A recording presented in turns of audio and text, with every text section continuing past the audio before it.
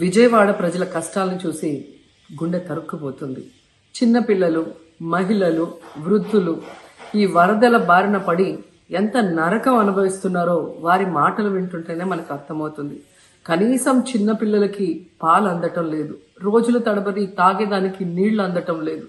ఈరోజు ఎంతమంది వరదల్లో కొట్టుకుపోయారో అర్థం కాని పరిస్థితుల్లో అందరూ కూడా బాధపడుతూ ఏడుస్తూ ఉన్నారు.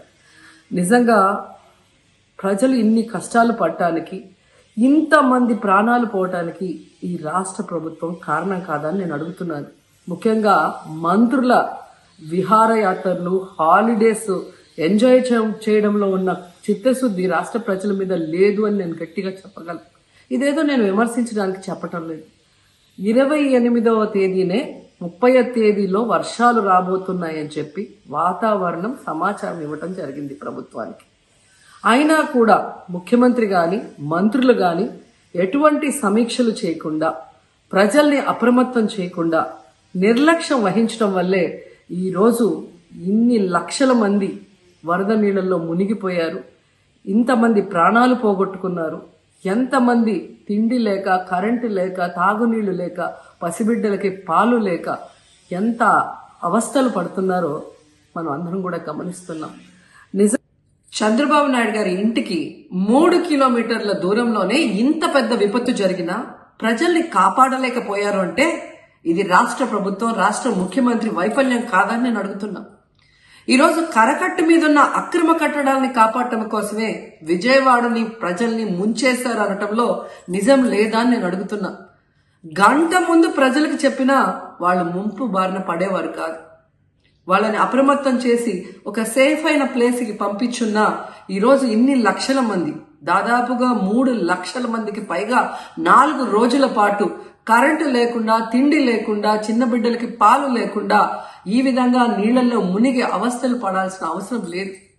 దురదృష్టం ఏంటంటే ఈ రాష్ట్ర ముఖ్యమంత్రి నుంచి మంత్రుల వరకు ఎప్పుడు ఫ్రైడే వస్తుందా, ఎప్పుడు హైదరాబాద్కి వెళ్దామా, లేదా ఎప్పుడు విహారయాత్రలకు వెళ్దామా అని ప్లాన్ చేసుకోవడంలోనే చిత్తశుద్ధిగా ఉన్నారనేది ఈ 5 రోజులు మీరు చూస్తే మీకే అర్థమవుతుంది. 30వ తేదీ భారీ వర్షాలు వస్తాయని ముఖ్యమంత్రి గారికి, మంత్రులకి 28వ తేదీనే వాతావరణ శాఖ సమాచారం అందించినా ఎటువంటి సమీక్షలు లేదు, ఎటువంటి ముందస్తు జాగ్రత్తలు లేదు, ప్రజల్ని కాపాడాలన్న చిత్తశుద్ధి లేదు అనేది స్పష్టంగా అర్థమవుతుంది. ఎందుకంటే ఈ రోజుటి వరకు 4-5 రోజులు ప్రజలకి తిండి అందించడంలో ఈ ప్రభుత్వం విఫలమైంది. కనీసం ఇది జరిగినప్పుడు సీఎం గారు పనిచేయట్లేదు, వయసు అయిపోయింది. డిప్యూటీ సీఎం గారు, పంచాయతీరాజ్ శాఖ మంత్రి గారు కనీసం తన శాఖను అప్రమత్తం చేసి ప్రజల్ని కాపాడాల్సిన బాధ్యత ఉన్నా ఈ రోజు 5 రోజుల వరకు ఆయన అసలు విజయవాడ వైపే రాలేదు.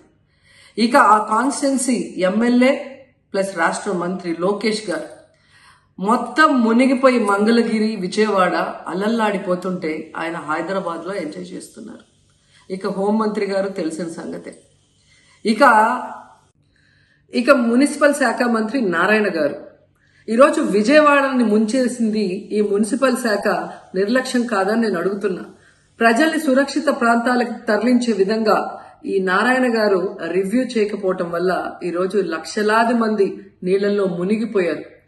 వాళ్ళందరూ కూడా ప్రభుత్వం ఎప్పుడు కాపాడుతుందా అని ఎదురు చూస్తున్నారు, అయినా వీళ్ళకి పట్టింపు లేదు. ఇక రామానాయుడు గారు ఇరిగేషన్ మంత్రి, కనీసం ముందస్తు రివ్యూలు లేదు.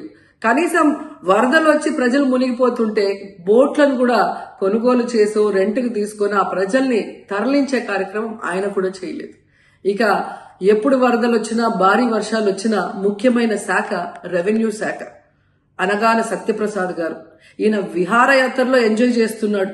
కనీసం పునరావాస కేంద్రాలు ఏర్పాటు చేయాలి, మరి ఆ ప్రజలకి పాలు, తిండి అన్ని అందించాల్సిన బాధ్యత ఉన్నా ఏం పట్టించుకోలేదు. సో ఈ విధంగా చంద్రబాబు నాయుడు గారి దగ్గర నుంచి మంత్రులంతా కూడా ప్రజల్ని గాలికి వదిలేసి ఎలా నిర్లక్ష్యం వహిస్తున్నారో చూడండి. ఇప్పటికైనా వాళ్ళు కళ్ళు తెరిచి ప్రజల్ని కాపాడండి అని చేతులెత్తి నమస్కరిస్తున్నా. గతంలో జగనన్న ఏ విధంగా వాలంటీర్ వ్యవస్థ ద్వారా, సచివాలయ వ్యవస్థ ద్వారా ప్రజలకి ఏం కావాలన్నా ఇమీడియట్ గా వాళ్ళకి అందుబాటులోకి తీసుకెళ్లటమే కాకుండా ఏదైనా ప్రకృతి వైపరీత్యం వచ్చినప్పుడు వెంటనే వాళ్ళని సురక్షితంగా కాపాడే విధంగా ఈ సచివాలయ వాలంటీర్ వ్యవస్థని ఉపయోగించుకోండి. జగనన్న మీద కక్షతో ఆ వ్యవస్థల్ని నాశనం చేయడం వల్లే ఈ రోజు ప్రజలకు ఎవరు ఏం అందించలేకపోతున్నారని తెలుసుకోండి. అండ్ ఈరోజు జగనన్న విజన్ ఉన్న నాయకుడు, ప్రజల్ని ప్రేమించే నాయకుడని మరోసారి రుజువు చేసుకున్నారు. ఆయన కట్టించిన ప్రొటెక్షన్ వాళ్ళు లేకపోతే ఇంకా 1,50,000 పైగా కుటుంబాలు మునిగిపోయే ప్రమాదం ఉండేది. ఈరోజు ఆ ప్రాంతం అంతా సేఫ్ గా ఉంది విజయవాడలో ఒక సైడ్ అంటే అది జగనన్న ప్రజల పట్ల ఉన్న అభిమానంతో ఆ ప్రొటెక్షన్ వాల్ కట్టించడం అనేది కూడా మనం అందరం గుర్తుంచుకోవాలి.